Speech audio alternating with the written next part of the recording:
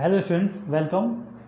Last video में हमने जो डिस्कस किया था वो था डेफिनेशन ऑफ वेक्टर स्पेस कि वेक्टर स्पेस की डेफिनेशन क्या होती है। तो वेक्टर स्पेस की डेफिनेशन ये लिखी हुई है इन शॉर्ट। वी अगर एक नॉन एम्प्टी सेट है जिसके एलिमेंट्स को हम वेक्टर्स कहते हैं और एफ एक फील्ड है जिसके एलिमेंट्स को हम स्केलर्स कहेंगे, तो वी जो है एफ पर एक वेक्टर स्पेस कहलाएगा अगर ये इन प्रॉपर्टीज़ को सेटिस्फाई करे, इन एक्सियोम्स को सेटिस्फाई करे। एक्सियोम्स मतलब अभिग्रहितों को संतुष्ट करे। तो वो अभिग्रहित या एक्सियोम्स क्या होते हैं देखें कि V प्लस एक आबिलिन ग्रुप होना चाहिए। आबिलिन ग्रुप होने के लिए हमको पता है कि 5 एक्सियोम्स होते हैं अलग अलग, ठीक है। तो वो होना चाहिए, मतलब 5 एक्सियोम्स ये हो गए। और ये छठवां एक्सियोम ये होता है कि V क्लोज होना चाहिए अंडर द स्केलर मल्टीप्लिकेशन। और मतलब अगर एक एफ फील्ड का एलिमेंट है, अल्फ़ा अगर वी का एलिमेंट है, वेक्टर स्पेस वेक्टर का वी का वेक्टर है, तो ए इंटू अल्फ़ा होना चाहिए vector, scalar into vector is equal to vector होना चाहिए। और नंबर 3 पे है ये, इसका मतलब 5 एक 6, ठीक है ना। 5 अबिलिन ग्रुप के लिए 5 अभिग्रहित होते हैं, एक्सियोम्स होते हैं 5, और ये 6 और ये 4, ठीक है ना। टोटल होगा 10। इन 10 एक्सियोम्स को हमको प्रूफ करना होता है, ठीक है ना। लेकिन अब हम यहाँ पर ये देखते हैं कि वेक्टर्स का हर सेट, ठीक है, हम कुछ एग्जांपल्स यहाँ पर ऐसे देखेंगे जिनमें वेक्टर्स का हर सेट जो है वो वेक्टर स्पेस नहीं होता है, ठीक है। तो यहाँ पर एक दो एग्जांपल ऐसे लें जिससे हम ये प्रूव कर सकें कि वेक्टर्स का कोई भी सेट लिया जाए तो वो ज़रूरी नहीं है कि वेक्टर स्पेस भी हो, ठीक है। तो चलिए देखते हैं, कुछ ऐसे एग्जांपल्स देख लेते हैं। तो चलिए इस एग्जांपल में देखते हैं कि इस एग्जांपल में V वेक्टर स्पेस है। तो यहाँ पर V क्या है? V is the set of all ordered pairs of real numbers. मतलब सेट ऑफ, और इस तरह के जो ऑर्डर्ड पेयर्स जो होते हैं पता है कि वेक्टर्स होते हैं। तो V जो है वह सेट ऑफ वेक्टर्स तो है, ठीक है ना। और जहाँ F क्या है, हमारा सेट ऑफ रियल नंबर्स है।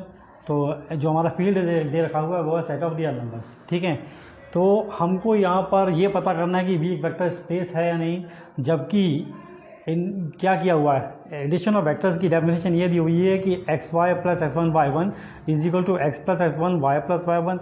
एज यूजल जैसा कि डेफिनेशन होती है सामान्य तौर पर एडिशन ऑफ वेक्टर्स की, उसी तरह से डिफाइन किया हुआ है कि पहले कंपोनेंट्स ऐड हो गए हैं और दूसरे कंपोनेंट्स ऐड हो गए हैं, ठीक है। लेकिन जो स्केलर मल्टीप्लिकेशन की जो डेफिनेशन होती है, स्केलर मल्टीप्लिकेशन की डेफिनेशन इस तरह से होती है, हमने देखा है एज यूजुअल ये होता है c x y is equal to c x c y हो जाता है। लेकिन यहाँ पर स्केलर मल्टीप्लिकेशन की जो डेफिनेशन है वो एज यूजुअल नहीं दी हुई है, सामान्य तौर पर जो डेफिनेशन होती है वो नहीं दी हुई है। वो डेफिनेशन इस तरह से दी हुई है कि जो स्केलर जो सी जो है वो जब अंदर मल्टीप्लाई हो रहा है तो वो विद मॉड मल्टीप्लाई हो रहा है, तो mod c x mod c y इस तरह से हो रहा है, ठीक है ना।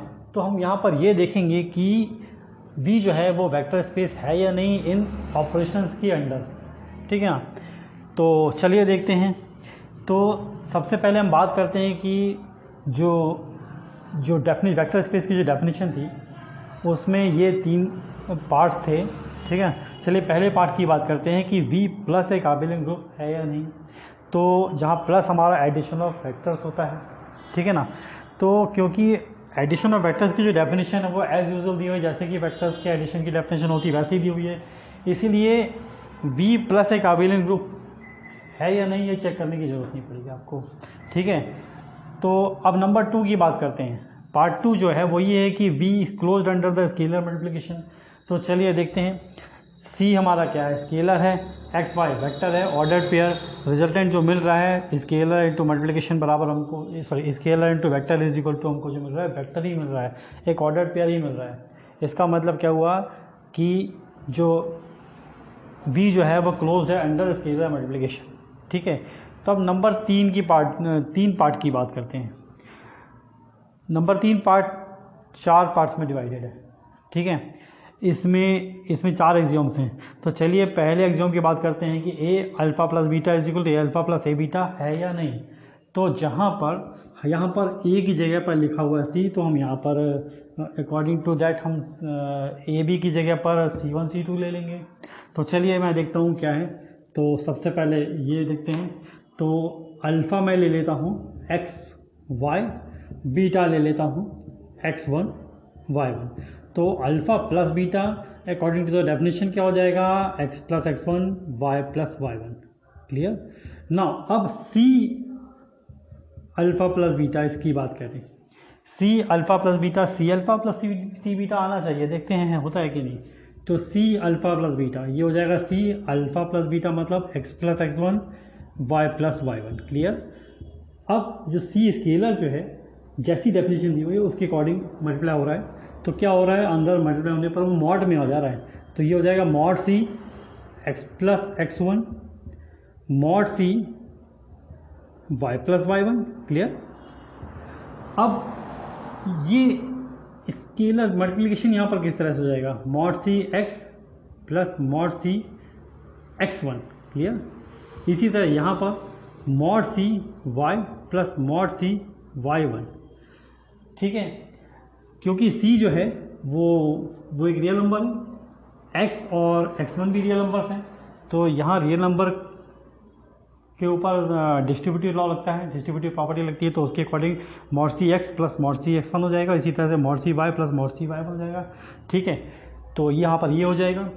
लेकिन अब यहाँ पर ये क्या हुआ, mod c x plus mod c x one mod c y plus mod c y one, ये इस definition according to the addition of vectors, addition of vectors की जो डेफिनेशन दी हुई है उसके अकॉर्डिंग ये दो कंपोनेंट का सम, फर्स्ट कंपोनेंट का सम सेकंड कंपोनेंट के सम के फॉर्म में लिखा हुआ है scalar sorry addition of vectors, तो उसको भी मैं यहाँ पर इस तरह से लिख सकता हूँ। तो यहाँ पर ये क्या आ जाएगा, first component mod c x mod c y plus यहाँ पर क्या हो जाएगा, ये mod c x one comma mod c y one, ये हो गया। अब mod c x mod c y ये है आपका स्केलर मल्टीप्लिकेशन, इस तरह से डिफाइन किया हुआ है। तो इसको मैं क्या लिख सकता हूँ, सी एक्स वाई, इसको तो मैंने लिखा c x y plus mod c x one mod c y one, इसको मैं क्या लिख सकता हूँ, c x one y one. अब सी एक्स वाई ये क्या हो गया अपना सी अल्फा, ठीक है ना, c x y c alpha और c x one y one c beta. तो ये हो गया आपका प्रूफ कि c into alpha plus beta is equal to c alpha plus c beta, मतलब थर्ड का फर्स्ट प्रूफ हो गया। ठीक है, अब थर्ड के सेकंड की बात करते हैं। तो थर्ड का सेकंड देखते हैं कि क्या है। तो मैं अल्फ़ा ए प्लस बी की जगह पर ले लेता हूँ सी वन सी टू, तो ए बी की जगह सी वन सी टू ले लेते हैं। तो क्या मिलेगा यहाँ पर देखते हैं, c one plus c two alpha, c one plus c two alpha क्या है, x y, c one plus c two scalar जो है अंदर मल्टीप्लाई हो रहा है, तो किस तरह से हो रहा है, मॉड के अंदर मल्टीप्लाई हो जा रहा है, तो mod c one plus c two x mod c one plus c two y, ये हो जाएगा इस तरह से। तो ये होगा आपका c one plus c two alpha. अब मैं c one alpha plus c two alpha की बात करता हूँ। सी वन अल्फ़ा मतलब x y plus c two alpha मतलब x y according to the definition of scalar multiplication, mod c one x mod c one y, ये हो गया, plus यहाँ पर भी ऐसे ही होगा, mod c two x mod c two y. ठीक है, अब अगेन ये एक वेक्टर हो गया, ये एक वेक्टर हो गया, दो वेक्टर्स का सम जो है वो किस तरह से हो जाएगा, फर्स्ट कंपोनेंट सेकंड कंपोनेंट।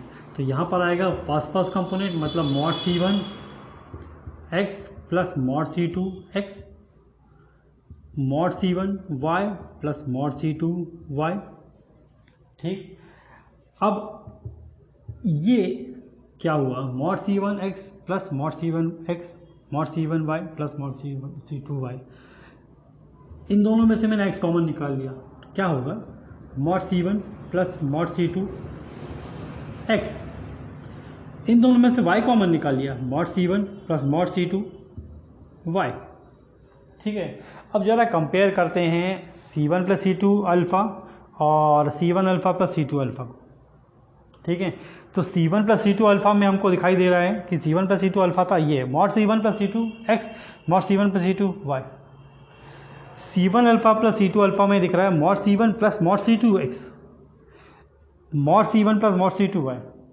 अब ये दोनों इक्वल होते अगर और केवल अगर mod of C1 plus C2 is equal to mod C1 plus mod C2 होता, but mod of C1 plus C2 is not equal to mod C1 plus mod C2 in general. ठीक है, देखो example के तौर पे देख सकते हैं इसको कि सपोज मैंने C1 ले लिया 3 और C2 ले लिया -5। इस केस में क्या होगा, C1 प्लस C2 का मॉड निकालते हैं तो C1 क्या है 3 प्लस C2 है -5, 3 प्लस -5 3 -5 3 -5 -2 का मॉड 2 आ रहा है। जबकि mod C1 plus mod C2 ये निकालते हैं तो मॉड C1 है हमारा 3 प्लस मॉड C1 है मॉड C2 है मॉड -5, मॉड C1 3 हो गया, मॉड C2 -5 का मॉड हो गया 5, 3 प्लस 5 क्या आ रहा है 8 आ रहा है। तो यहाँ पर हम देख रहे हैं कि mod of C1 plus C2 जो है 2 आ रहा है, जबकि mod C1 plus mod C2 आ रहा है हमारा 8। Therefore mod of C1 plus C2 is not equal to mod C1 plus mod C2। ठीक है ना, एक्चुअली होता क्या है, mod of C1 plus C2 is less than और equal to mod C1 plus mod C2 होता है। इसको हम ट्राइंगल इनइक्वलिटी कहते हैं, ट्राइंगल इनइक्वालिटी, हिंदी में त्रिभुज असमिका कहलाती है। ठीक है ना, तो यहाँ पर ये देख रहे हैं कि क्योंकि mod of C1 plus C2 is not equal to mod of C1 plus mod C2 है इन जनरल, देयरफॉर ये दोनों इक्वल नहीं है। इसका मतलब क्या हुआ कि ये जो है C1 plus C2 alpha is not equal to C1 alpha plus C2 alpha. ठीक है ना, सो कंक्लूजन निकल रहा है ये, इसको मैं रब कर देता हूँ। तो कंक्लूजन निकल रहा है therefore C1 plus C2 alpha is not equal to C1 alpha plus C2 alpha. तो ये एग्जाम सेटिस्फाई नहीं हो रहा है, ये एग्जाम सेटिस्फाई नहीं हुआ। इसका मतलब क्या निकल रहा है कि V वेक्टर स्पेस नहीं है। चलिए ठीक है, एक एग्जांपल और देख लेते हैं। इस एग्जांपल में भी जो एडिशन ऑफ वेक्टर्स की डेफिनेशन वही है एज यूजुअल, लेकिन स्केलर मल्टीप्लिकेशन की डेफिनेशन इस तरह से दे रखी हुई है कि CXY is equal to 0 CY, मतलब पहला कंपोनेंट जो है आफ्टर मल्टीप्लिकेशन पहला कंपोनेंट 0 जा रहा है और C जो है केवल Y में मल्टीप्लाई होकर CY दे रहा है। ठीक है ना, तो इसमें देखते हैं हम कि क्या होगा। तो यहाँ पर हम देखते हैं कि एज यूजुअल डेफिनेशन दी हुई है, जैसा कि इसकी वेक्टर्स की एडिशन की डेफिनेशन होती है। तो वेक्टर्स के एडिशन के लिए V जो है वो एक आबेलियन ग्रुप हो जाएगा। ठीक है, नंबर 2 देखते हैं, V closed under scalar multiplication होना चाहिए। Scalar into ordered pair is equal to एक ऑर्डर्ड पेयर मिल रहा है, मतलब scalar into vector is equal to vector भी मिल गया, मतलब C क्लोज्ड भी हो गया। ठीक है, अब नंबर 3 के देखते हैं। ठीक है, यहाँ नंबर 3 में आप देखते हैं कि नंबर 1 जो है वो हो जाएगा। ठीक है, देख सकते हैं किस तरह से C alpha plus beta is equal to C x plus x1 y plus y1, और ये हो जाएगा हमारा C x प्लस x1 हो जाएगा 0, C y प्लस y1 इस तरह से ऐड हो जाएगा। अब यहाँ पर क्या हो जाएगा आपका 0, इसको मैं कंटिन्यू कर देता हूँ, ये हो जाएगा CY प्लस CY1 और ये हो जाएगा 0 CY प्लस 0 CY1। अब ये बताइए कि 0 CY क्या होना चाहिए, 0 CY हो जाएगा आपका C XY प्लस 0 CY1 क्या होना चाहिए, ये होना चाहिए आपका C X1 Y1। ठीक है, now what is C XY, C alpha XY मैंने अल्फा ले रखा हुआ है, plus what is C X1 Y1, C beta, क्योंकि बीटा यहाँ पर X1 Y1 लिया हुआ है, तो यहाँ पर C alpha plus beta is equal to C alpha plus C beta आ रहा है। ठीक है, क्लियर है। इसी तरह हम सेकेंड वाला भी वेरीफाई कर सकते हैं, ये हो जाएगा। थर्ड वाला भी वेरीफाई हो जाएगा। यहाँ पर फोर्थ की बात करें, जल्दी से अपन फोर्थ की बात करें सीधे, तो देखिए सीधे फोर्थ की बात करते हैं। C की जगह पर क्या लिया 1 alpha is equal to 1 XY। अब 1 जब अंदर मल्टीप्लाई हो रहा है, C जब अंदर मल्टीप्लाई हो रहा है, तो पहले कंपोनेंट को वो 0 कर दे रहा है। तो यहाँ पर 1 जब अंदर मल्टीप्लाई होगा तो पहले कंपोनेंट को 0 कर देगा, और दूसरे कंपोनेंट के साथ में मल्टीप्लाई हो रहा है CY 1Y ये 1Y हुआ। अब ये 1 क्या है, 1 है इस फील्ड F का आइडेंटिटी एलिमेंट, यूनिट एलिमेंट। तो वो जो है y में मल्टीप्लाई करने पर हमको y ही देगा, ठीक है। तो 1y is equal to y आ गया। तो 1 alpha is equal to 0y आ रहा है, लेकिन अल्फ़ा क्या लिया था हमने, अल्फ़ा हमने लिया था xy। तो 1 alpha is equal to alpha नहीं आ रहा है, ठीक है ना, तो is not equal to alpha, ठीक है ना। तो 0y is not equal to xy, that is 0y is not equal to alpha, therefore 1 alpha is not equal to alpha, ठीक है। तो यहाँ पर ये जो ये वाला एग्जाम लास्ट वाला है, ये यहाँ पर नहीं लग रहा है। इसका मतलब क्या निकल रहा है कि V एक वेक्टर स्पेस नहीं है, ठीक है, क्लियर। तो इस तरह से हमने ये एग्जांपल देखा कि जो हर सेट जो वेक्टर्स का होता है, ठीक है ना, वो ज़रूरी नहीं है कि वेक्टर स्पेस भी हो, ठीक है। वो डिपेंड करेगा कि जो डेफिनेशन जो दी हुई है स्केलर मल्टीप्लिकेशन की और एडिशन ऑफ वेक्टर्स की, इन डेफिनेशन के ऊपर डिपेंड करता है कि क्या होगा या नहीं होगा। तो चलिए, इस वीडियो को देखने के लिए धन्यवाद। लाइक करें, शेयर करें, सब्सक्राइब करें और कमेंट करना ना भूलें। कमेंट ज़रूर करें कि ये वीडियो आपको कैसा लग रहा है, ठीक है। Thank you.